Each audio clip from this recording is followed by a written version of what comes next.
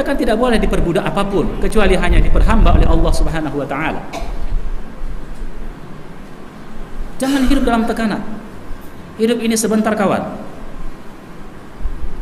Dan Nabi berdoa ya agar terhindar dari min qahrir rijal, dari tekanan manusia. Kalau hidup dalam tekanan tidak normal. Tidak normal. Jadi Islam mengajarkan kita hidup yang wajar. Syariat ini mendatangkan kemaslahatan untuk kita.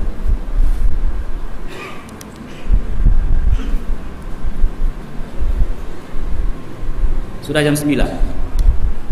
Gimana? Tambah sedikit lagi ya? Sedikit lagi.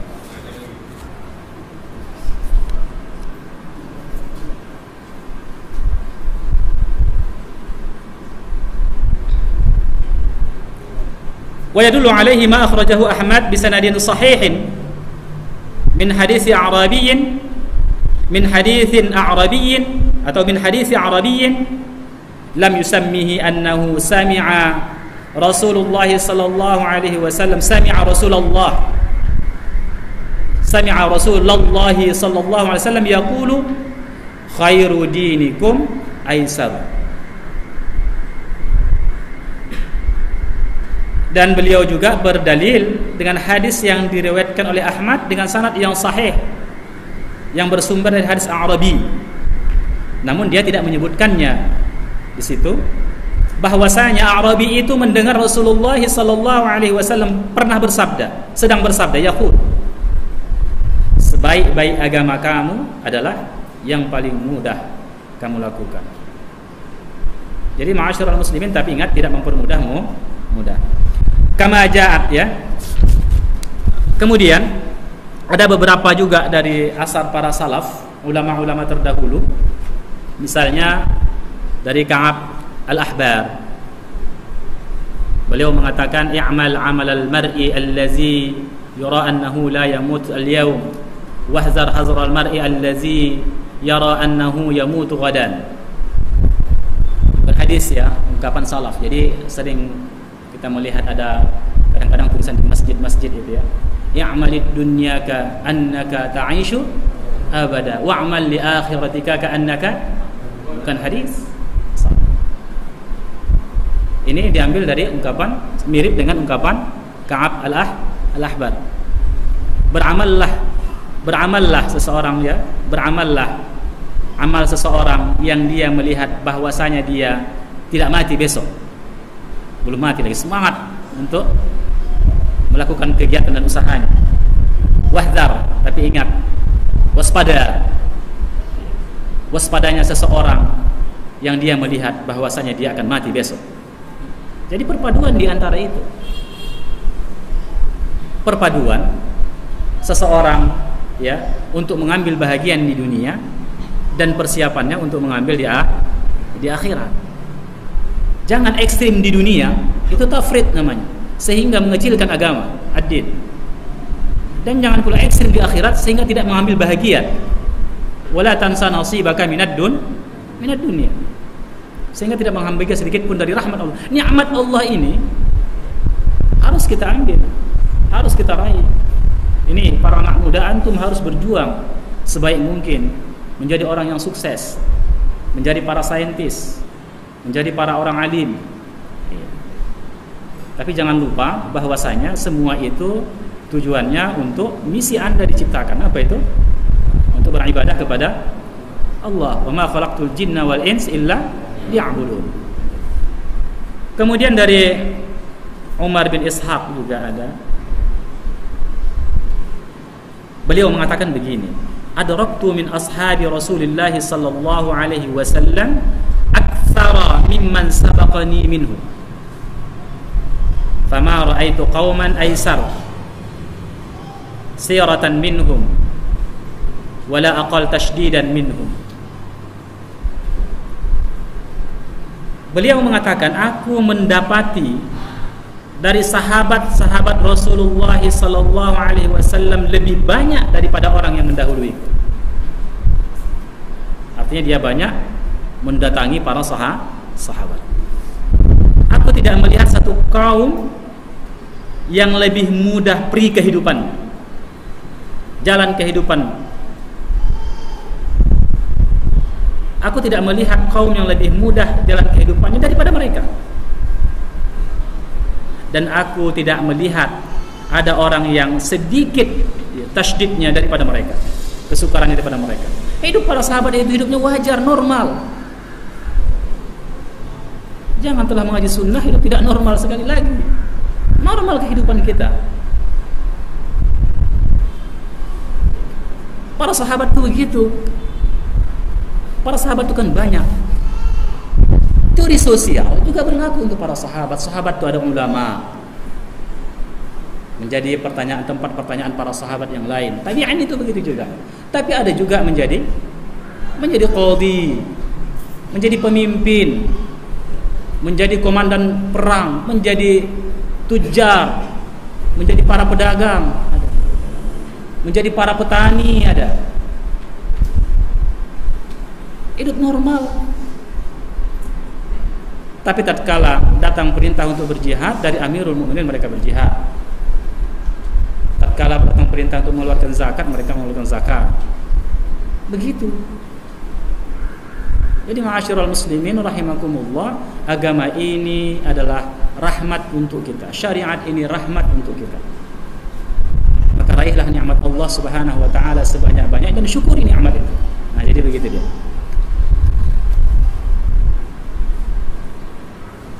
Kita singkat aja. Kemudian ada beberapa ungkapan, misalnya kita lihat lagi dari Ibnu Rajab. Inna ahabbal a'mal ila Allah ma kana 'ala wajhi as-sadad wal iqtisad wat taysir. Sesungguhnya amal yang paling dicintai oleh Allah adalah amal yang itu benar, kemudian tepat dan mudah. Duna ma kana 'ala wajhi takalluf wal ijtihad wat ta'sir. Tidak membebankan diri dan tidak menyukar-nyukarkan. Karena Allah Subhanahu wa taala berfirman, "Yuridullahu bikumul yusra wa la yuridu bikumul usra." Dan dia selanjutnya berkata, maka fa'afdhalun nas man salaka tariqan Nabi sallallahu alaihi wasallam wa khawas ashabihi fil iqtisad fil ibadati al-badaniyah wal ijtihad fil ahwal al-qalbiyah fa in safar al-akhirah yaqta'u bi sayril qulub la bi sayril abdan. Seutama-utama manusia man salaka tariqan Nabi. Itulah manusia yang paling utama. Tak ada yang lebih afdal di antara kita ini kecuali orang yang menempuh jalan yang ditempuh oleh Rasulullah sallallahu alaihi wasallam. Dan sahabat-sahabat Nabi sallallahu alaihi wasallam. Apa itu? Fil iqtisad, fil ibadah badaniyah. Mereka ekonomis, tepat. Ya. Tepat di dalam ibadah badaniyah. Dan bersungguh-sungguh wal ijtihada, ya, dan bersungguh-sungguh fi ahwalil qalbiyah, dan mereka bersungguh-sungguh bermujahadah untuk memperbaiki ihwal qalbiyah. Karena akhirat itu akan ditemukan dengan qulub, tidaklah dengan memberat-beratkan badan.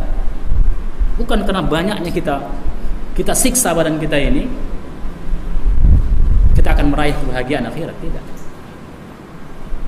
Tapi ini intinya, disinilah aslul iman, di sini far'ul iman. Amaliyah ini bahagian dari iman, bahagian dari iman. Jangan antum katakan ibadah itu tidak iman, iman hanya di hati, tidak.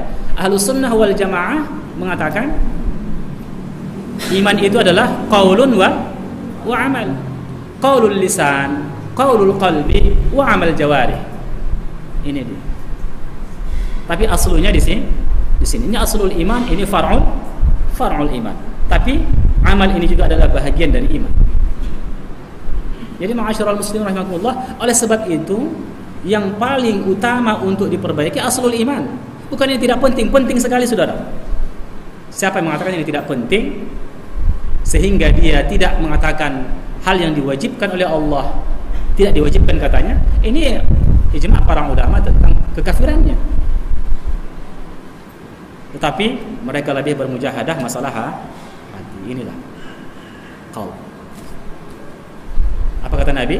Ala wahiyal qaul. Iza salaha salahal jasadu kulluh wa iza fasada fasada. Ala wahiyal qaul. Itu yang dikatakan oleh Ibnu Rajab. Jadi nanti insyaallah kalau ada umur kita panjang, kita akan membahas bagaimana tentang hadis Nabi yang mengatakan, tentang penjelasan para ulama juga yang mengatakan bahwasanya siapa yang paling banyak masyaqqahnya, kesukarannya dalam melakukan ibadah, maka lebih banyak pahalanya. Bagaimana itu dengan kaidah ini? Insyaallah akan kita bahas pada pertemuan yang akan datang kalau ada izin Allah Subhanahu wa taala. Jadi demikian saja ya. Kalau ada pertanyaan tunda saja, karena tidak ada hadiah untuk yang bertanya malam-malam ini. Boleh Pak?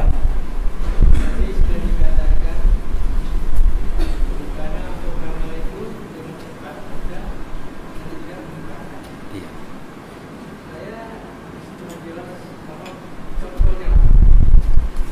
Bagaimana aplikasinya akan begitu ya? Kemarin kita sudah membahas tentang amal yang sedikit dan amal yang banyak. Sudah membahas tentang amal yang sedikit dan amal yang banyak. Bagaimana dicontohkan Nabi amal itu? Ada amalan-amalan yang dilakukan oleh Nabi tatkala dia safar dan tatkala dia mukim. Ya Pak ya? Ada amalan-amalan yang tetap dilakukan oleh Nabi secara kontinu tatkala dia hanya mukim saja, hanya hadir saja, tidak safar. Ada amalan-amalan yang dilakukan oleh Nabi satu kali, tidak pada kali yang lain. Ini contoh bagi kita untuk mengikut amalan. Bagaimana amalan yang mempersukar diri? Banyak contohnya Pak. Kita melihatlah macam tadi, kembali kepada masalah orang-orang yang konsen dalam tazkiyatun nufus misalnya. Mereka dalam tanda petik seakan-akan menyiksa raganya untuk mendapatkan kesucian jiwa. Mereka harus berkurung selama 40 hari.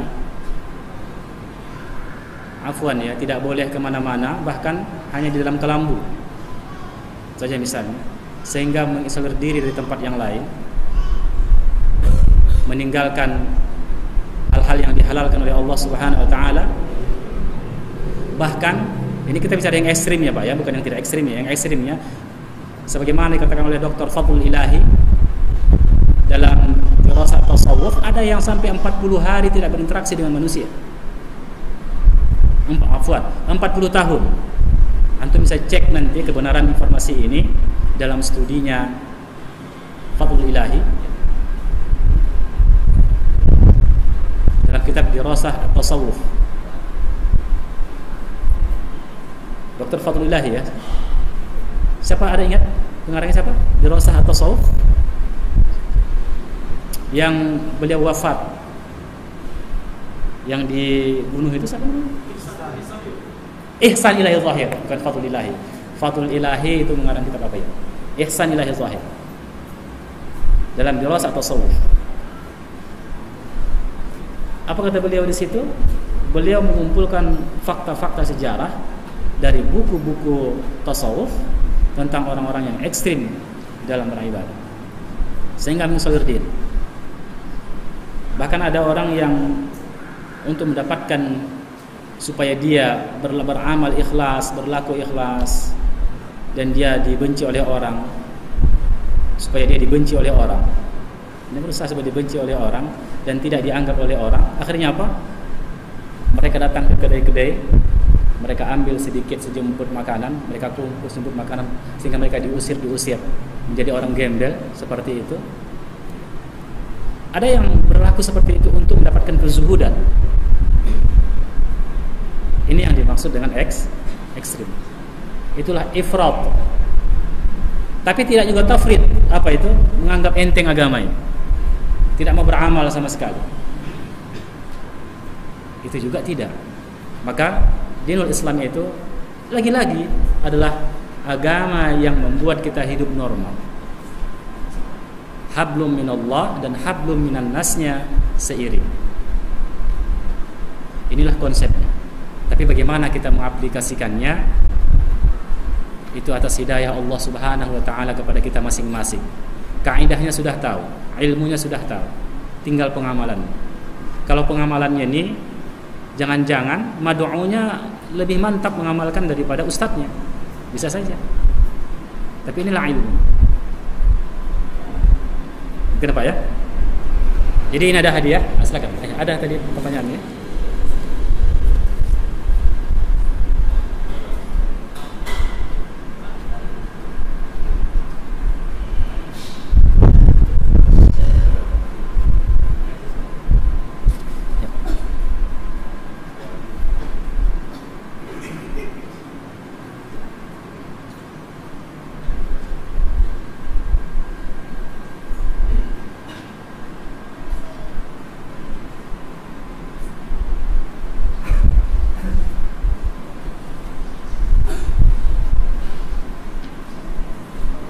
Ya, bolehkah mengerjakan sholat fardu berjamaah, suara imam terdengar dan diikuti makmum terdengar dari kiri dan kanan seperti pengucapan Sami Allahu liman hamidah?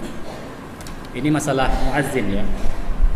Kalau masalah muazzin kita bahas dulu.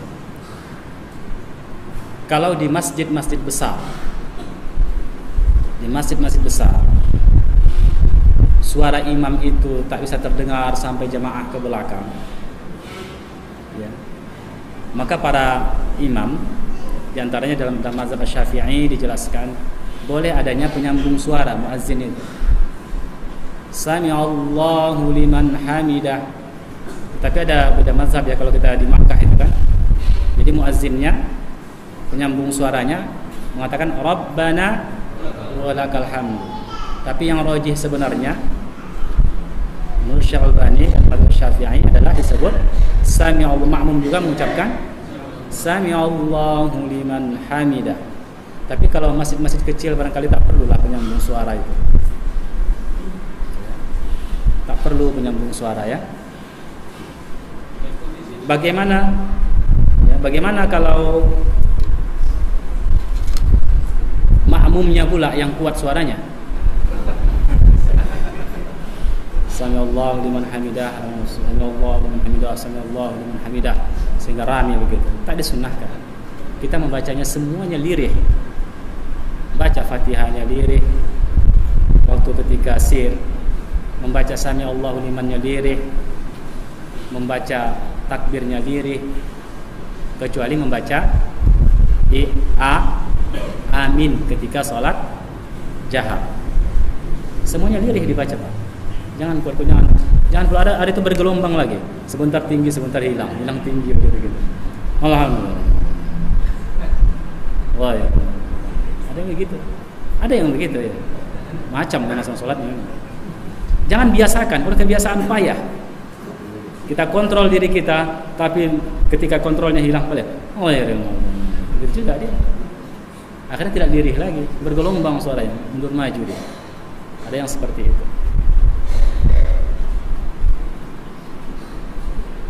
Tunggu Pak ya, ini saya bantu ya.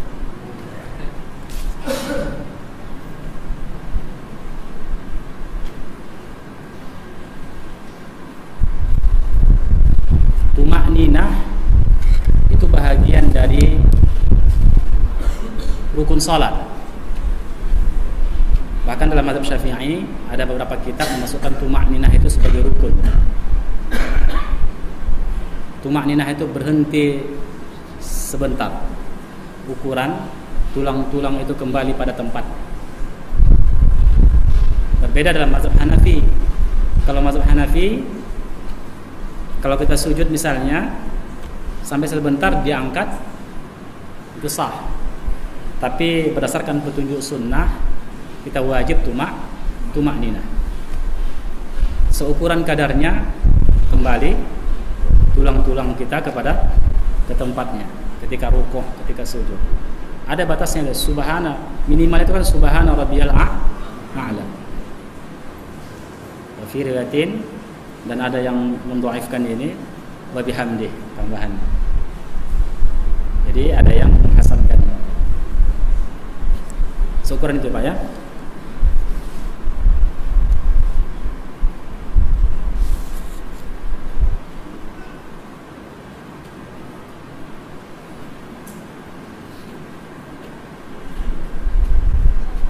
Bagaimana orang yang penyakit ambeien, yang darah terus mengucur, darahnya mengalir, apakah sah sholatnya? Ini sudah masuk dalam bab sulusul baul. Orang yang terus menetes najisnya. Ada kaidah, ada hukum tersendiri, ada fikih tersendiri bagi sulusul baul. Inilah agama ini. Ada kemudahan di dalam agama ini. Padahal hukum asalnya wajib suci daripada najis. Tetapi ketika orang yang sakit sulusul baul, ada nggak jalan keluar dari syariat? Ada. Jadi idza dhaqa ittasa'a jadinya kan. Kalau sempit ada luas jadinya. Diberikan oleh Allah kemudahan. Jadi ada beberapa qaul di situ. Di antaranya adalah dia ada yang mengatakan berwudu dia setiap mau sholat fardu. Dan masuklah di situ salat fardu itu, kendati pun dia najis terus keluar, dia salat fardu dan salat-salat yang mengiringi salat fardu, apa itu misalnya rawatibnya. Kalau mau asar lagi, dia bersuci lagi. Dan ada beberapa qaul di sini. Nantilah kita lihatlah kita fikih. Itu di antara pendapat yang ada. Ya, silakan Pak.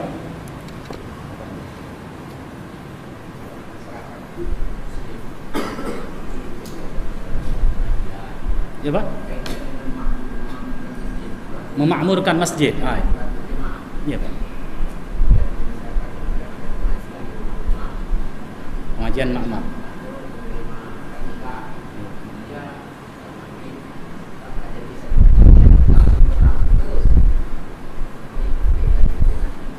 Iya.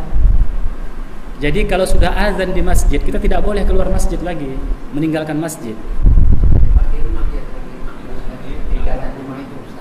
Dalam rumah. Oh iya. Jadi begini Pak. Ini kembali lagi kepada pendapat tentang apakah wajib salat berjamaah di masjid itu atau tidak. Disinilah punca perbedaan permasalahan itu. Disinilah satu problem kenapa masyarakat kita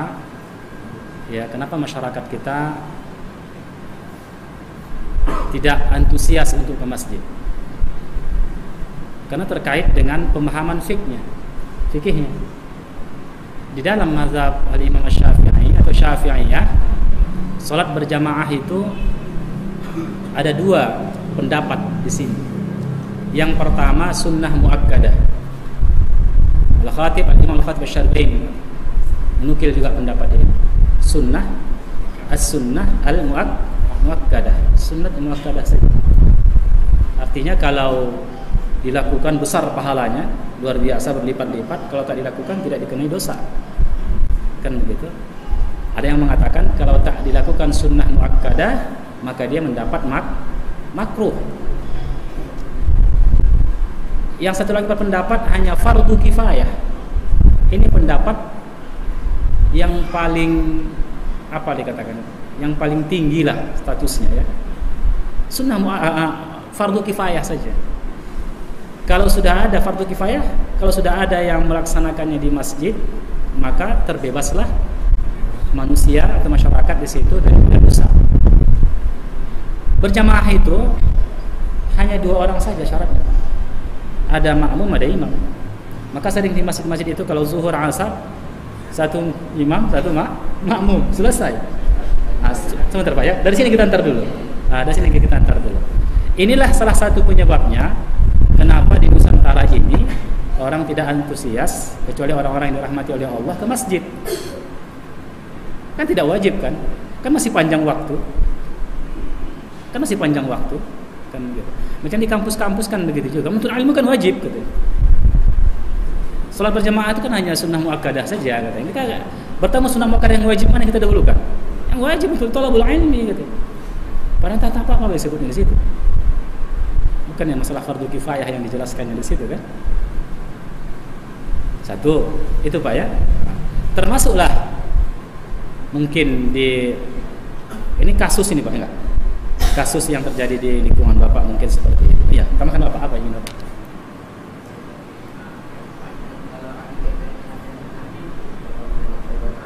Oh iya, belum kita sampai pada qaul yang rajih. Mana yang rajih di sini?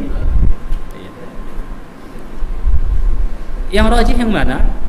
Sebenarnya tidak harus kita komparasikan qaul itu. Melihat perintah Nabi terhadap salat berjamaah. Iya. Sahabat Nabi Maktum saja yang buta, iya kan? Disuruh Nabi untuk ke masjid orang buta. Bayangkan antum itu. Tak ada penuntunnya. Dengar azan enggak? Anda merangkak ke masjid. Bayangkan itu. Bagaimana lagi? Sahih. Bagaimana lagi itu? Disuruh Nabi orang yang buta. Buta mata Pak ya, tapi hatinya tidak. Nah ini yang Pak ya, buta mata hatinya. Itu yang jelas. Itu luar biasa itu Pak. Terlepas kita daripada sunnah muakkadah, fardu kifayah, apakah wajib? Karena di sini nanti banyak perdebatan muncul di sini. Di dalam ulama-ulama Saudi sendiri pun ada perdebatan. Kalau Abu Malik mengatakan, dia tidak sampai mengatakan fardu ain kan? Nah, di situ memang ada perdebatan di situ. Tetapi kalau melihat ya intensitas para sahabat salat berjamaah, dilihat perintah-perintah Nabi para salat berjamaah, maka tak layaklah kita sebagai orang yang beriman insyaallah, ya kan? Ana mukmin insyaallah, ya kan begitu,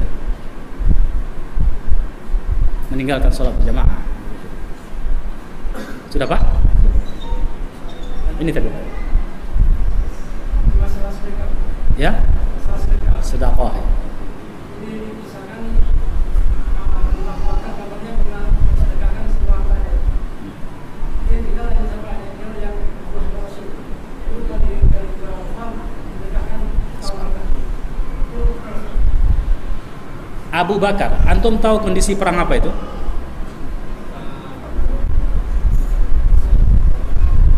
Itu perang pada musim panas. Orang Romawi mau dapat informasi Nabi, orang Romawi mau menyerang kota Madinah. Benteng mereka di Syam, itu perang Tabuk. Perang Tabuk di situ. Sementara itu musim paceklik, Pak, musim panas di situ. Musim panas di situ. Ini darurah ini. Kaum muslimin harus berjihad untuk menyelamatkan kota Madinah.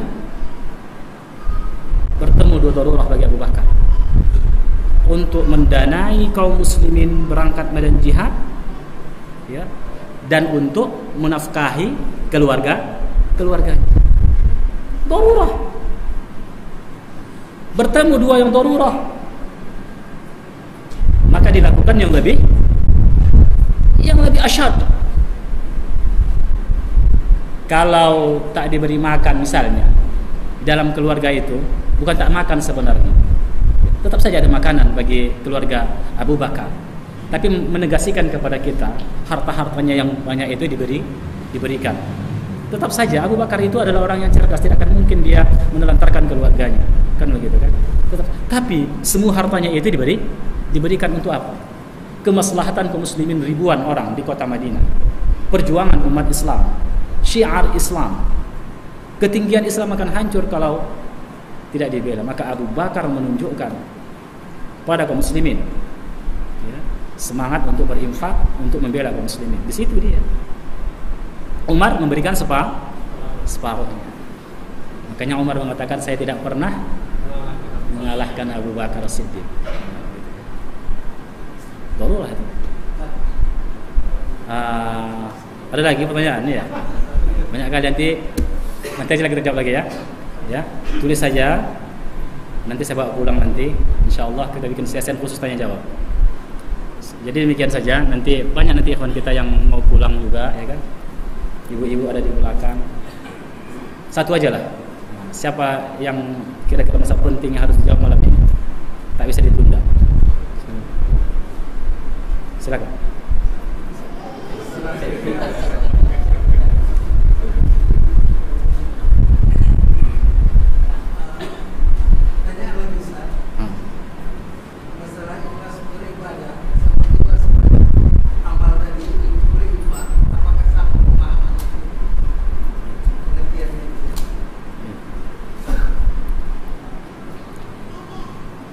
Kita sudah bahas ini pada pembahasan yang ketiga ya, 3 atau keempat dulu tentang masalah ikhlas. Ikhlas itu makamnya di hati. Apapun ibadah kita, keikhlasan itu tetap di hati, tidak berpindah kepada yang lain. Karena makam ikhlas itu di sini, di hati.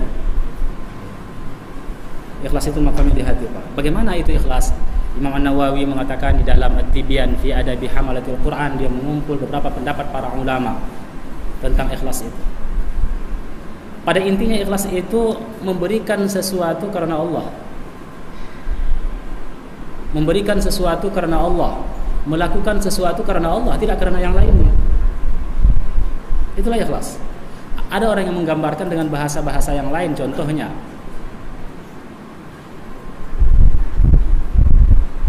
dia, tapi agak apa ya, kalau di masjid dijelaskan, seperti orang yang membuang kotoran. Seperti itu, dia tidak peduli lagi setelah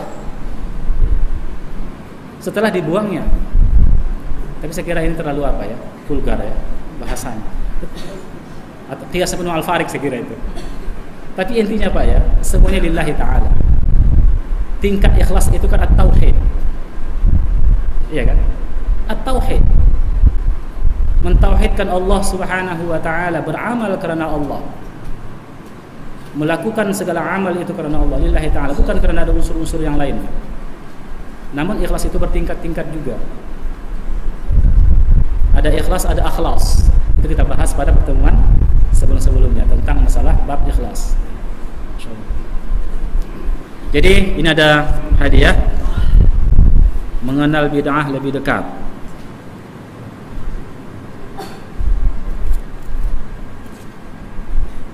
Ini kembali resap pertama, ada pertanyaannya. Coba sebutkan hadis Aisyah yang kita jadikan sebagai dalil tadi, paling tidak maknanya saja. Silakan. Yang terkait dengan topik kita. Paling tidak tujuannya saja. Ya, silakan.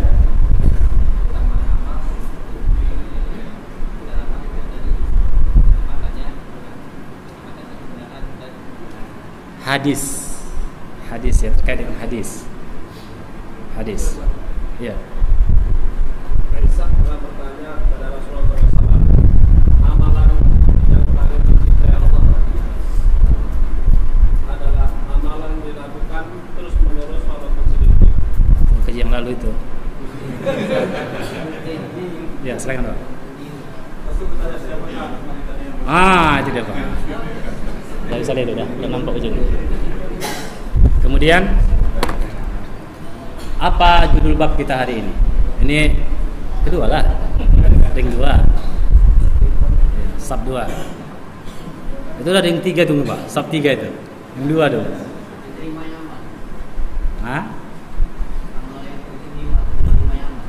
Yang continue minggu yang lalu.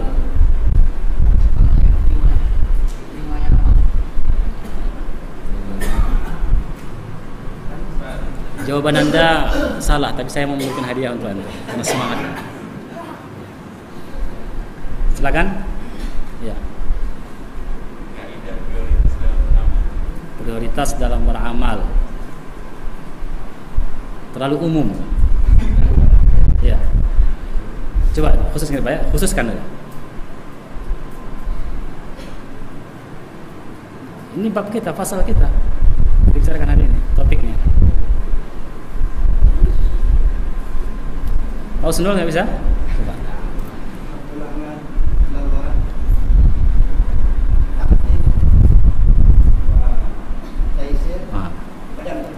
Iya, nah sini Pak. Iya. Nah, bagian untuk kedua yang semangat untuk bertanya. Nah, kasih dia. Coba. Ini secara umum. Mau sub berapa pun boleh. Tadi kita ada menyebut Ka'ab al-Ahbar. Apa kira-kira isi ungkapan Ka'ab al-Ahbar tadi? Ya Pak. Menyatakan bahwasanya kita itu sholat mati besok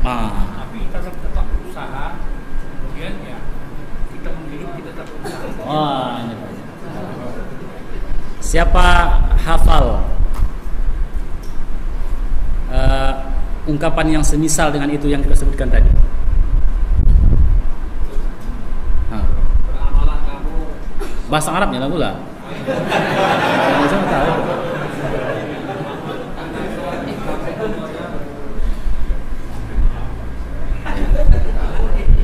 Ya'malid dunyaka ka'annaka. Kemudian pertanyaan berikutnya,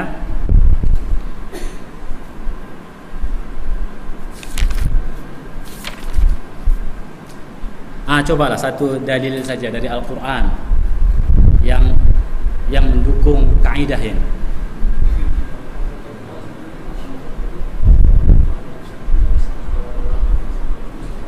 Iya. Siapa lagi yang hafal?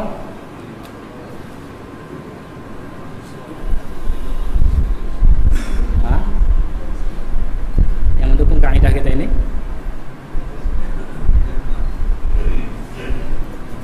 Iya, Pak.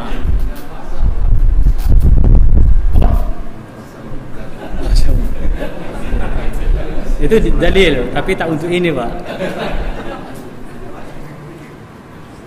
Silakan.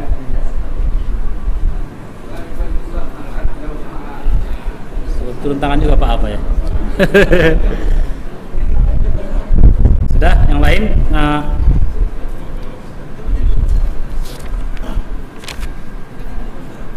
Tadi ada kaidah juga. Kira-kira ungkapannya begini: arsyadan nabiyyu ummatahu ila suluki maslakal iqtisad wa taysir fil amal wa tarki takalluf wa tasydid. Apalagi kira-kira maknanya itu? Yang sesuai bahasa Arab sedikit ya. Beramallah sesuai ikhlas dan sesuai dengan sunnah. Kalau ujungnya ke sana juga ini memang, tapi ada prosesnya.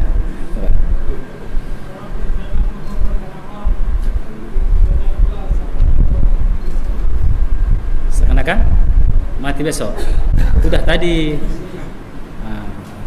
ujung-ujungnya semua mati kita, tapi tak itu dia, tak itu maksudnya. Ya, sekarang siapa lagi? Apa kira-kira ya?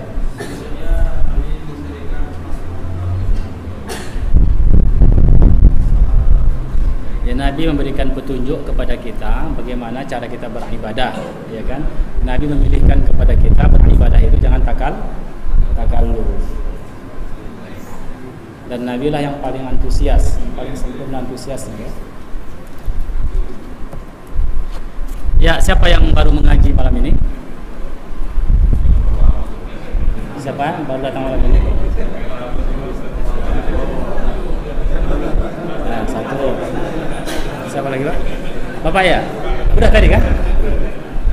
Siapa yang baru mengaji? Ya, silakan satu.